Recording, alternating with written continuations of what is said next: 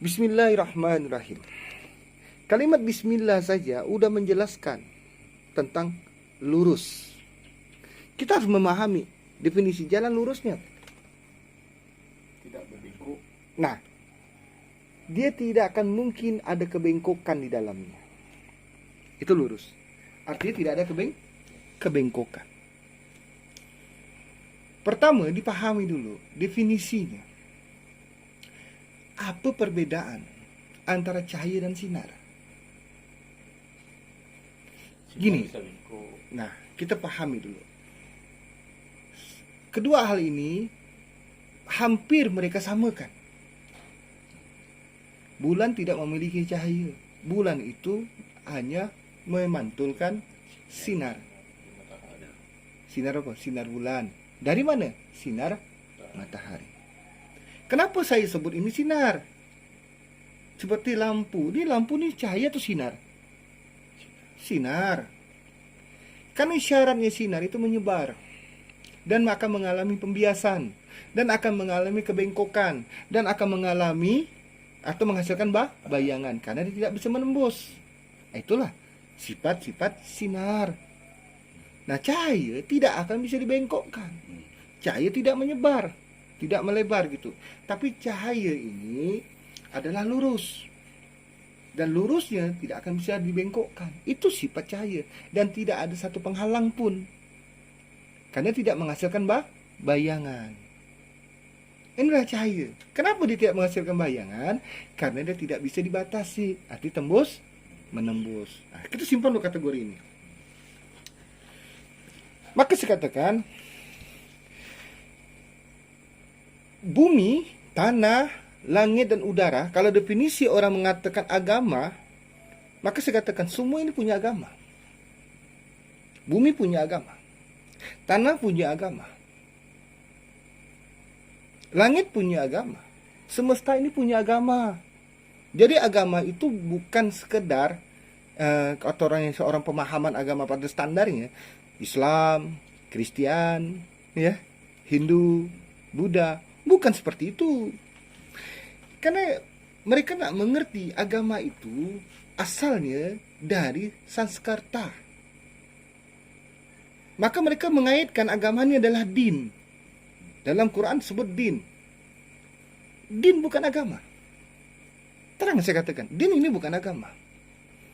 Tapi kalau dibicara hukum, nah hukum betul agama, itu agama.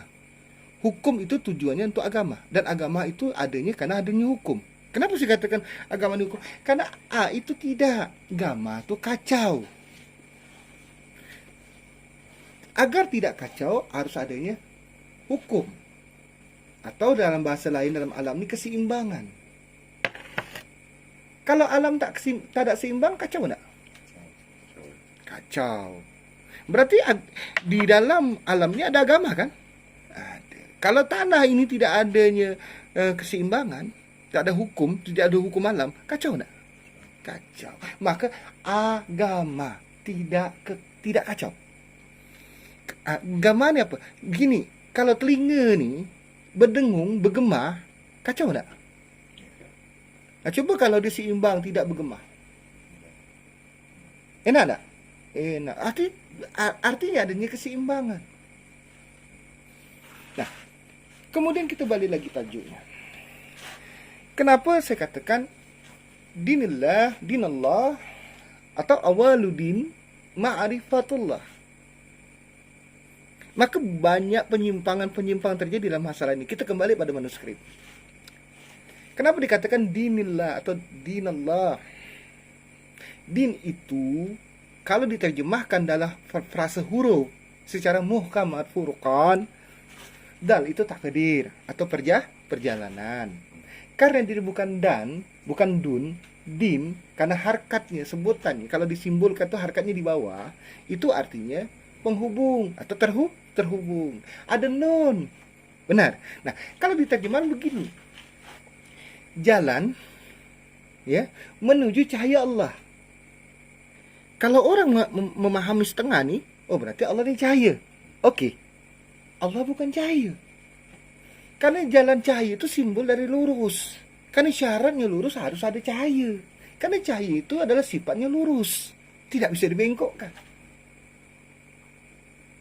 Kenapa Nur Karim? Al-Quran Nur Karim. Karena dia lurus. Adanya cahaya. Arti cahaya ini simbol daripada lurus. Malik Yaumiddinnya. Iya, karena simbolnya lurus itu adalah cahaya. Karena cahaya bukan sinar. Ini pahami dulu. Nah, kemudian kenapa dalam kita kan menggunakan dua bahasa nih. Biasa lebih. Karena kita kombinasi banyak bahasa kita gunakan hari-hari ini. Agama itu artinya hukum. Tujuannya menata manusia supaya tidak mengalami kekacauan. Kalau memang tak ada hukum, mereka bisa saling bunuh, mereka bisa saling merusak, ya kan? Nah, tapi kalau din itu bukan agama, itu tauhid. Maka awaludin ma'rifatullah. Apa ma'rifat? Maka saya bilang, ma'rifat itu dasar awal. Syarat-syaratnya kita untuk keluar ke muka bumi ini. Al-Araf 172. Kita ini telah mengalami kesaksian. Lalu kita implementasi diingatkan terus-menerus dalam solat kita. Maka ada saksi, ada menunjuk mengangkat saksi atau naik saksi pada setelah 2 kali sujud. Nanti itu pembahasan panjang lagi. Nah, sekarang gini. Rasulullah ini cahaya enggak? Saya katakan Rasulullah itu membawa cahaya. Bukan saya katakan Rasulullah ini cahaya seperti pemahaman orang penganut Nur Muhammad. Ini ajaran baru nih, Nur Muhammad nih. Itu dibawa oleh orang Persia, orang Syiah yang masuk kepada Nusantara melalui India. Pertama kali yang mengambil ataupun yang membawa daripada India nih, kata orang tuh yang menisbatkan dirinya Naqsabandi. Maka Naqsabandi lah yang menerus membawa sampai sekarang nih. Nah, itu kita buka sejarah. Sekarang gini, maknawiyah nur ini apa? Itu kata kuncinya. Maka bacalah surah An-Nur. Karena dalam Quran ini ada 2 surah yang mereka jadikan Nur Muhammad. Padahal An-Nur dengan surah Muhammad. Surah An-Nur ada, surah Muhammad ada. Sekarang kita kata kuncinya apa? Pahami dulu. Apa yang perlu dipahami? Rasulullah ini diberikan Allah cahaya. Apa itu cahaya? Petunjuk yang lurus. Karena Rasulullah diamanahkan, namanya Rasul kan, untuk membawa cahaya. Cahaya itu adalah lurus, mengeluarkan manusia dari kegelapan. Bukan arti pada hari itu, waktu itu gelap gulita, ibarat tak ada matahari, bukan. Gelap itu maknawiyahnya manusia itu dalam kebodohan.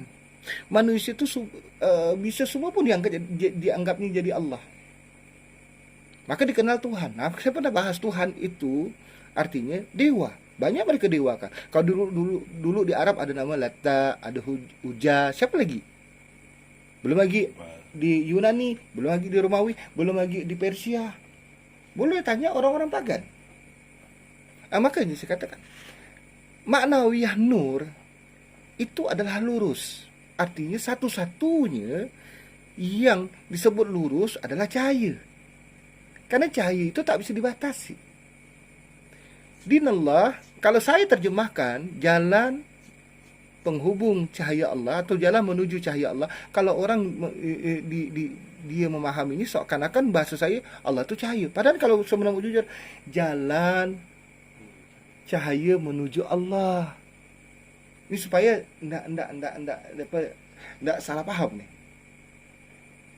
Maka sifat cahaya itu adalah sifat lurus. Maka orang tak bisa paham nih. Jadi definisi dia akan main ubun-ubun nih. Apa ubun-ubun tuh? Hayal.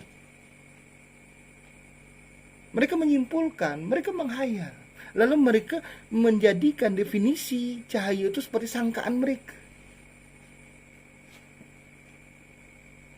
Maka Quran, mana cahaya dalam Quran? Maka mereka tak temu. Kalau cahaya dalam Quran itu adalah lurus maksudnya. Tidak ada kebengkokan di dalamnya. raiba fihi hudal lil muttaqin, yang tiada keraguan di dalamnya. Artinya tidak ada kontroversi, tidak ada kontradiksi, tidak ada. Namun mereka telah mengubah banyak hal dalam pemahaman. Mereka tak mampu mengubah ayatnya, mereka tak mampu mengubah surahnya. Tapi apa? Nih, permainan dogma atau pikiran orang. Jadi narasi-narasi pikiran orang dah berubah. Kemudian kenapa dikata kalimat ma'rifatullah? Ma'rifat, apa arif? Kesempurnaan. Artinya yang include di dalam jiwa kita. Kalau kalimat mim itu artinya ruh yang telah membentuk atau menjadi atau yang berada di dalam jiwa. Dia agak membentuk jiwa, lalu dia pula yang di dalam jiwa. Gini maknawiannya. Dari mana engkau bisa tahu gitu, Pak? Maka pentingnya muhkamat furqan. Alif, lif tidak bisa ada tanpa a. A bisa ada tanpa lif. Maka a dan lif, maknawiyah a itu pernah bukan sekali dua kali, udah bertahun saya jelaskan. A itu lambang daripada kun. Lif itu fayakun. Nah, dalam a itu kalau disebut, ini biasanya orang nyebutnya a kan. Sekarang saya tanya, tajallinya ada nyatanya a itu di mana? Di kerongkongan, di tekak, di batang leher. Sebelum di situ ada ndak a? Ndak. Begini logiknya. Pertama kali untuk terjadinya a itu adanya hembusan. Tentu ada yang menghembuskan. Hembusan halus dalam diri kita tanpa kita sadari. Yang menghembuskan itu bukan hembusan, tapi dia mendatangkan hembusan. Maka maknawi simbol daripada isyarat dan penyebutan A itu, awal kejadian A itu adalah ruh. Kenapa? Hembusan awal. Nah, hembusan awal itu kemudian menggetarkan. Hembusan itu menggetarkan. Bagaimana getar itu terjadi dengan sendiri kalau tak ada hembusan? Hembusan itu menggetarkan. Apa maknawiyah getar? Nur. Itulah pentingnya kita paham. Getar itu adalah maknawiyahnya nur. Ada definisi lainnya, simbolnya adalah energi yang orang kenal sekarang ini. Tapi mereka tidak paham lah energi. Energi mereka tahu itu energi yang nyata sekarang ini yang dilihat. Itu bukan energi, itu hasil daripada energi. Kemudian dari getar itu menghasilkan dengung. Ini baru kita ngerti. Sama dengan tadi nih. Dia sendiri dalam kuasa Allah itu ruh yang membentuk. Ya, atas kuasa Allah terhadap ruh, dan ruh itu membentuk. Ini kuasa Allah ya. Yang membentuk yang namanya jiwa. Apa sih kandungan jiwa itu? Ruh itu sendiri. Apa kandungan yang berada dalam getar, dalam dengung itu? Dalam getar itu adalah hembusan. Tidak akan terjadi getar kalau tak ada yang menghembuskannya. Dan tidak akan ada dengung yang kita sebut nih kalau tidak ada getar. Apa isi dengung tuh? Getar. Bisa tak dikatakan getar itulah dengung? Nggak mau. Udah menjadi dengung bukan getar. Tapi nih, di dalam dengung itu adalah getar yang terus menerus. Nah, inilah pentingnya kita paham. Maka Allah mengajar kita apa sih maknawiyah a. Begitu lift. Lift ini membangun apa? Lift itu menyatakan bagaimana kejadian awal dengan hembusan, maka ditutup hembusan. Maka lift dijahirkan, yang ditampakkan yang lift. Tapi sebelum lift itu, syarat untuk menuju lift apa? Dengung dulu. Maka semua itu terbentuk dengan dengung. Maka saya pernah menantang, sebutkan satu huruf saja yang tidak ada dengungnya. Ada enggak? Mustahil. Karena semua disebut huruf apapun di dalam alif sampai ya, semuanya wajib berdengung. Nah, baru kita paham apa yang disebut dengan lift tadi nih. Lift, syarat lift, perhatikan benar-benar. Semua itu tidak melepaskan dari dengung. Wah, ini baru kita baru bicara fisik atau bicara pembentukan secara fisik nih atau zohir tadi nih. Lidah melekat kemudian lepas lip. Apa maknawiyah? Lidah ini di dalam atau di luar mulut? Di dalam mulut. Maknawiyahnya mengeluarkan segala sesuatu. Mengeluarkan atau apa bahasanya menghilangkan batasan. Awalnya tertutup, kemudian terbuka. Artinya tadi awalnya berbatas, tidak berbatas. Awalnya di dalam, kemudian keluar. Itu maknawiyahnya. Lip, kemudian bibir. Bibir hampir saja mengatup. Tapi tidak tertutup. Lalu apa yang dihasilkan? Hembusan. Ini maknawiyahnya apa nih? Hembusan awal waktu ruh, hembusan akhir menyatakan apa yang terjadi zahir pun itu tak melepaskan daripada ruh itu sendiri. Sekalipun jasad, sekalipun sifat-sifat jasad nih, sekalipun fungsi-fungsi jasad itu pun tak melepaskan daripada ruh itu sendiri. Maka apa yang ditemukan dalam huruf nih, semua sebutannya tidak melepaskan dengung dan pasti tidak juga melepaskan daripada hembusan. Kalau dengung udah pasti bergetar. Nah, baru kita paham. Maka Allah cukup mendatangkan hembusan saja. Maka Allah innama amruhu iza arada sayaan ayyakula lahu kun. Kun ya apa? Cukup Allah menciptakan sekali saja. Allah menghendaki satu kali saja. Maka terjadi segala sesuatu ini fayakun. Dari mana? Dari kuasanya Allah. Maka Allah tetap laisa kamislihi sayun. Karena yang terjadi sekarang ini, yang nampak sekarang ini adalah eksistensinya atau kekuasaannya. Dari mana dia bisa berkuasa? Dari ruh itu sendiri. Maka Allah tidak sama dengan kekuasaannya. Dan kekuasaannya tidak sama dengan Allah. Tapi untuk kita memahami Allah secara substansi, harus dengan eksistensinya, kekuasaannya. Bagaimana mungkin ruh itu ada kalau tidak ada yang mengadakannya? Ingat, ruh bukan Allah. Itu ingat, perlu diingat itu. Kemudian tidak ada standarnya dan tidak ada satupun orang yang mampu bertemu dengan Allah. Bertemu ini bahasanya melihat. Ya, maksud saya ini melihat. Dari para malaikat sehingga para nabi-nabi dan rasul-rasul Allah. Tidak ada. Maka sangat hairan sekali saya tatkala ada orang mengatakan bukan sekali dua kali, bahkan udah beratus kali katanya dia bermimpi bertemu Allah dan Rasul. Kalau Rasulullah dia bertemu masuk akal saya dalam mimpi. Karena saya pernah ngalami. Tapi kalau bertemu Allah itu mustahil. Pertama dilanggar Quran. Kemudian ada hadis-hadis yang sederajat hasan dan mutawatir yang mengingat kita tentang akhir zaman. Tatkala mereka membuat fitnah-fitnah, menyelewengkan, menyimpang hingga membuat memfitnah kepada Allah hingga mempengaruhi ataupun membuat kejahatan terhadap umat. Maka saya katakan, kalau orang bilang ada orang yang mampu melihat Allah, dia mendustakan. Allah sendiri menyangkal. Allah tak bisa engkau lihat, karena penglihatan engkau tetaplah sesuatu. Fikiran engkau tetaplah sesuatu. Maka kalau orang pernah mengatakan bisa melihat Allah, tanyakan dia, melihat pakai apa? Tunjukkan. Pakai hayalan tetap sesuatu. Memang bisa ke orang menghayalan bukan sesuatu? Mustahil.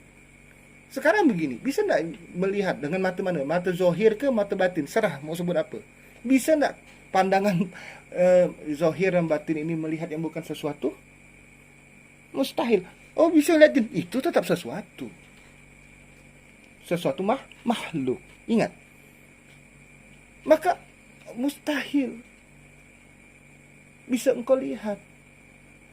Kalau bahasa abstraknya begini, semua Allah rahasiakan. Semua Allah tidak rahasiakan, hanya Allah yang merahasiakan dirinya. Itu bahasa abstrak. Kalau bahasa jujur gini, Allah tidak pernah merahasiakan apapun. Hanya saja kalau untuk kepada substansi Allah, kau tak mampu menjangkaunya. Kenapa? Karena Allah yang menciptakan segala sesuatu. Dia bukan sesuatu. Bahkan secara eksistensi boleh kau sebut sebutan isem atau asma, itu isem, sebutan, bukan nama. Saya ulangi, isem itu sebutan, bukan nama. Maka Allah menjelaskan berkali-kali secara eksistensinya. Boleh sebutlah engkau kepada aku dengan sebutan sebaik-baik sebutan menurut engkau, silakan. Maka Allah sediakan ada 99 sebutan dalam kekuasaan Allah, silakan. Tapi Allah secara substansi mustahil bisa kesebut keluh lidah engkau nih. Karena sebutan ini tetaplah sesuatu. Memang bisakah menyebut yang bukan sesuatu? Mustahil. Nah, itu Allah. Nah, Allah itu kenapa Allah menggunakan kalimat Allah supaya kita ngerti secara isyarat. Allah. Bagaimana pembentukan awal? Dengung kan? Nah, tadi saya jelaskan bagaimana dengung itu terbentuk. Artinya, dialah yang mengawali segala dari tiada menjadi. Ingat kalimat awal ya. Itu menunjukkan semua ciptaannya wajib mengalami awal. Masalah nanti ada yang kekal ataupun ada yang fana, itu sudah bicara dengan akhir atau ciptaannya. Orang katakan, oh kekal Allah. Bukan, kekal punya awal. Itu bukti di ciptaan. Artinya gini, Allah yang mengawali segala sesuatu. Mau itu kekal, mau itu fana, mau itu suci, mau itu najis. Sedia tak? Sedia. Lalu Allah juga yang membentuk segala sesuatu secara fisik. Allah juga yang membuat batasan, juga Allah sendiri yang menghilangkan segala batasan. Allah. Dan Allah itu sendiri yang mengekalkan segala sesuatu. Dengan kata lain, kalau kita balikkan lagi dengan isarannya, berarti mengatakan gini, Allah ini tidak punya awal. Mustahil Allah ini berakhir. Allah tidak punya akhir. Allah bukan awal, Allah bukan akhir, tapi Allah yang mengawali. Allah juga yang mengekalkan, Allah juga yang menetapkan segala sesuatu itu berakhir.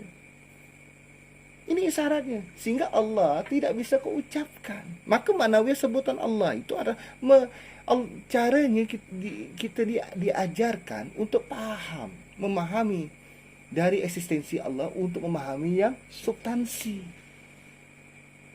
Sepaham-pahamnya kita pun tetap eksistensinya, kekuasaannya. Dengan apa? Ruh. Maka tidak boleh ada batasan. Karena antara kita dengan Allah ini tidak boleh ada batasan. Tidak bisa dibatasi dengan apapun. Dan tidak membutuhkan, apa nama tadi dia? Apa namanya? Kalau pada orang Syiah katakan, tidak bisa engkau langsung kepada Allah, harus melalui perantara. Nah, kata orang pagan begitu. Tapi indahnya Quran, maka kalimat Rabbana, Rabbi firli, itu menghilangkan batasan. Karena setiap manusia itu langsung kepada Tuhannya, tanpa harus melalui perantara. Karena setiap manusia itu dan alam semesta ini tidak satupun yang luput daripada ruh kekuasaan Allah. Kecuali saya dengan saya dengan yang lain perlu adanya perantara. Contoh saya nak ngomong dengan pakai perantara nih. Nah, untuk ngomongnya pakai perantara. Minimal pakai isyarat, perantara. Tapi kepada Allah tidak. Nah, kemudian ada banyak hal. Saya katakan, saya bukan bani terjemahan, saya ulangi. Saya harus memahami, dan saya insya Allah atas kehendak Allah semua yang kita keluarkan ini bisa dipertanggungjawabkan. Itu poinnya. Saya hanya memahami secara original teks. Bagi saya original teks itulah yang suci, benar-benar kalamullah. Tapi kalau ditafsir ataupun diterjemahan, itu bukan suci. Pertama, dia akan mengalami perubahan. penambahan dan pengurangan. Kemudian berdasarkan isi otak si pentafsir. Walaupun disepakati tafsir itu tidak bisa dikatakan suci. Kalau hanya untuk sedekat-dekatnya boleh, tapi untuk dipakai sepenuhnya tidak bisa. Kenapa? Karena dia tidak absolut. Maka pentingnya memahami muqawamat Furqan, maka mengerti ada 30 huruf hijaiyah, ya kan? Tidak bisa tersusun kalau tidak punya bentuk, maka wajib ada bentuknya baru tersusun. Baru yang mengikat di antara keduanya adalah sebutannya atau isyaratnya. Karena penyebutan adalah isyarat. Baru dibagi. Kenapa 7 awal? Ini penciptaan. Awal penciptaan. Kenapa ada 16 huruf berpasangan? Kenapa berpasangan? Karena dia berbicara tentang siklus ataupun ciptaannya. Lalu ada 7 huruf tunggal yang tak sama. Ini bicara dengan bagaimana dia menciptakan segala sesuatu. Walaupun serupa, pasti tak sama. 7 huruf tunggal tak sama itu dari mim sampai ya. Dari bentuk sampai sebutannya dia tak sama. Itu maknawiyan. Jadi kita harus paham Allah. Saya ulangi. Bahkan saya tanya Arab pun sampai sekarang tak akan ada jawabannya. Karena Arab dulu definisi mereka adalah Tuhan. Sedangkan Tuhan sendiri mereka tak ngerti bahasa asal itu, akar bahasanya dari mana. Maksudnya apa? Mereka tak ngerti. Maka timbullah namanya framing, mentafsiran. Tuhan itulah Allah tadi. Tuhan itu adalah Allah. Ini kata dia. Padahal Tuhan itu bukan Allah. Karena Allah itu bukan Tuhan. Karena Allah pencipta Tuhan. Sesembahan, siapa menciptakan sesembahan? Allah. Apakah Allah sama dengan sesembahan? Ini kalau kita mau ngomong jujur. Maka memahami banyak bahasa kita yang keliru. Maka pentingnya memahami secara konkret bahasa Allah, bahasa Quran yang secara original. Maka Allah menurunkan Quran secara Arabian, itu secara Quraisy. Itu pentingnya. Berbeda. Dialeknya beda, katnya beda. Kalau memang dengan bangsa Arab lainnya, Quraisy itu sempurna dalam bahasanya, karena dia punya maksud dalam sebutan itu, bahkan dalam isyarat sebutan mereka pun diajarkan teliti. Kalau memang ini bahasa Arab pada umumnya mereka kenal, jujur sajalah, tentulah tidak ada yang kafir di Arab tuh sekarang ini, tentu jadi muslim semua. Nah ini karena mereka banyak yang tidak paham. Karena secara harfiah, kenapa banyaknya dialek, banyaknya bahasa Arab, hanya bahasa Arab Quraisy yang dipakai. Kenapa tidak pakai bahasa Arab Mesir? Dialek Mesir dengan Arab yang lain itu tak sama. Maksud pun bisa jadi tak sama. Ini jadi masalah rancunya di sini. Jadi yang berkembang sekarang ini mereka menggunakan nahu dan sorof secara dialek Mesir. Padahal Allah menurunkan secara Arabian, secara Quraisy. Ini beda, jangan dianggap sama. Maka kenapa kita kembali ke manuskrip? Kalau orang mengatakan harus ikut ini, ikut itu, maka dianggap dalam pikiran dia terputusnya periwayatan. Wallahi, periwayatan tidak pernah terputus. Itu maksud saya. Coba kita pahami nur itu apa gitu. Nur itu adalah maksudnya tidak ada kebengkokan. Karena satu-satunya membedakan antara nur dengan cahaya, ya. Nur dengan cahaya dengan sinar itu beda. Nur itu tidak ada kebengkokan. Tuh cahaya itu tak akan mengalami kebengkokan. Tidak bisa dibengkokkan. Kalau sinar iya. Dia bisa dibengkokkan. Bahkan dia akan mengalami pembiasan. Dan dia bisa membuat fata morgana. Itu yang namanya sinar. Bukan apa, biar tidak ada dusta di antara kita. Kemudian Kembali kepada kemurnian tauhid. Nah, kalau kita benar-benar membangun dengan semurni-murninya tauhid, maka kita harus paham. Pertama dialek, bahasa pun yang kita gunakan hari-hari ini kita harus paham akar bahasanya maksudnya apa. Jangan sedikit dikatakan agama. Agama ini, agama ini. Bukan, akar agama ini apa? Tidak, agama kacau. Dalam Quran din itu bukan agama. Tapi mereka mencocologikan din itu adalah agama. Ini masalah satu. Tanya yang tafsirnya. Kalau misal agama secara secara bahasa Sanskertanya, berarti ini artinya nih, seluruh semesta alam nih agama. Mempunyai agama. Kalau dia tak ada agama, kacau. Matahari, bulan, bintang, semuanya bertabrakan. Benar? Benar enggak? Maka Allah sendiri mengatakan untuk membuktikan, benar enggak nih ada hukum yang mengatur mereka supaya mereka seimbang, iya kan? Kenapa?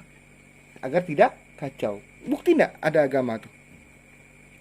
Wasyamsu limustaqarril laha zalikal taqdirul azizil alim.